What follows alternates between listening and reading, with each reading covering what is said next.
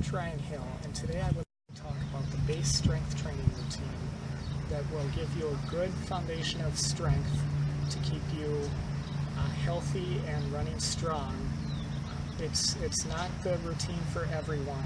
If you have specific injury concerns or strength imbalances, you might need to add some exercises to this, but it will be a good foundation for runners who are otherwise healthy. Our first exercise is heel raises. This of course strengthens the calves and the smaller muscles in the lower leg and foot that drive our toe off. The first thing I would like to note is how I let my heel drop below my toe at the low point.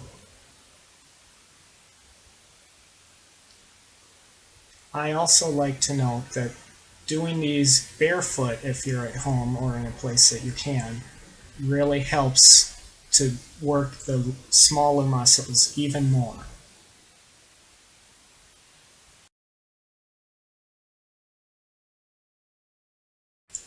The next exercise will be the front lunges.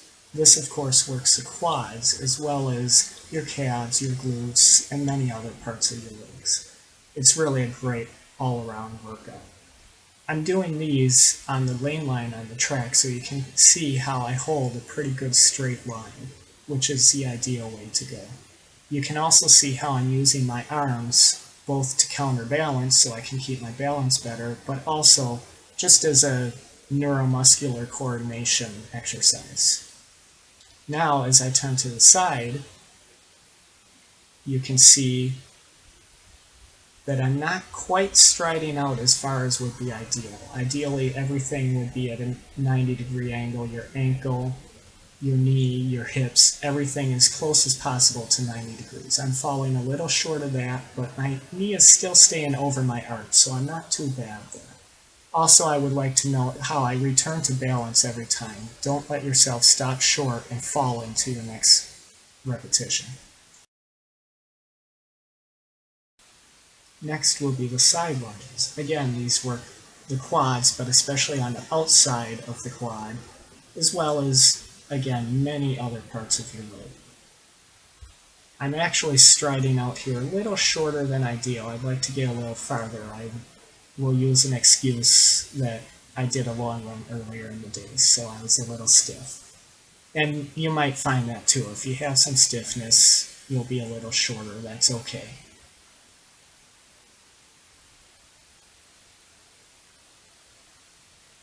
As I move to the side, you can see I'm letting my knee get a little too far forward. It's coming actually maybe a little forward of my toe, which is pretty hard on the knee. Ideally, I'd be sitting back a little more on these.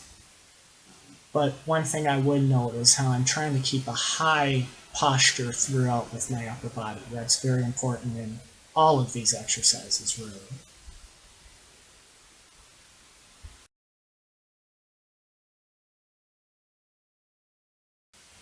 And now we will move on to the last lunge, the back lunges. These, again, work the quads and all of the legs, but especially the glutes as you go back like that, which is great because they are really the main driving muscles when you're running.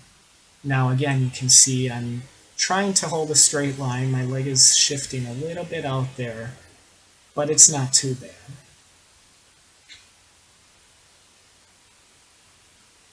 As we come to the side view, you can see I'm doing a very good job with my front knee in this case, letting it come forward just a little bit, which is okay, but we don't want it to come forward too far.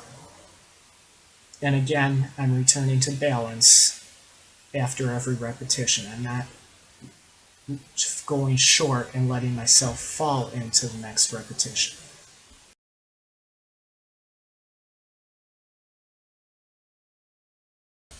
Next up, we're down on the ground for the front leg raises. These are great for the hip flexor muscles, which have to be very strong as they get stretched out when you stride back, and then they have to snap back forward very forcefully to get your knee up and ready for the next step. As you can see, my hamstrings are quite inflexible, but I'm trying to keep my knee as straight as possible, raising my upper leg to vertical, And as you can see in this point, I'm keeping a straight line. So my leg is coming straight up above my hip, my knee is right above my hip, and my ankle is pretty well in line with my knee.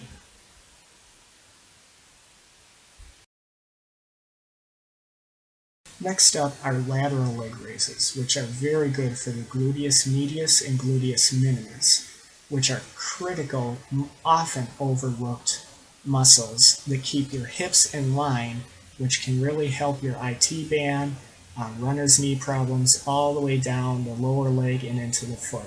They're very important muscles. Now as we move to this side, you can see that I have my hand on my hip, making sure I keep my hip forward. You want to feel this exercise behind the hip joint. If you let your hip fall back some, you'll feel it in front of the hip joint, and that's not what we want.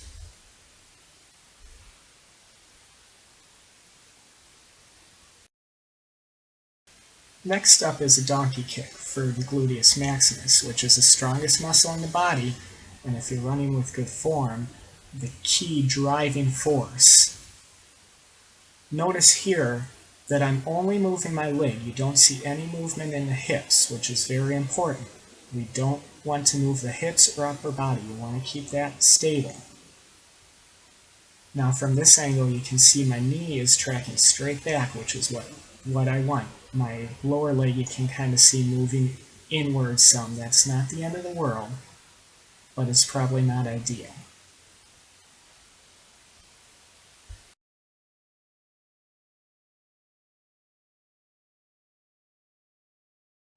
Next up, we have a series of planks. First, the front plank. This, of course, works your core muscles in the front of your body, your abdominals, and some deeper muscles. You'll also feel that your hip flexors and quads are engaging also, which is very important to work them in coordination. This will give you a stable platform to run from. As you see here, you want to think stand tall. I'm very long. I'm keeping myself long. Here we get to the side planks, which work the obliques and the outside muscles. As you can see, I'm raising my arm up, which for some people they struggle with balance. You don't have to do that. It adds a little bit to the exercise, but you don't need to. And again, you could say standing tall. I'm keeping a very long body, which is good for all the exercise, not just the planks.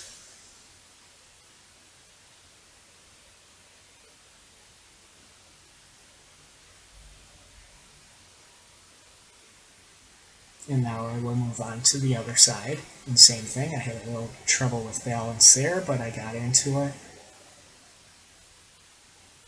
And one thing I want to point out while we're in here, you don't need perfect form. You can kind of see my hips moving a little bit through these there. I moved a little bit.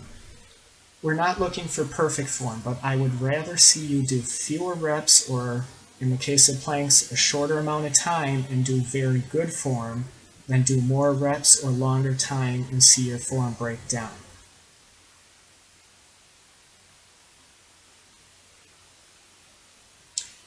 And now we'll move on to the back planks, which you'll feel, again, you'll feel those erector spinae in your lower back. You'll also feel your glutes and hamstrings engaging, and even if you stretch your shoulders back like you can see I'm doing, you'll feel some muscles in the upper back engaging. Again, very good to get that coordinated contractions in there.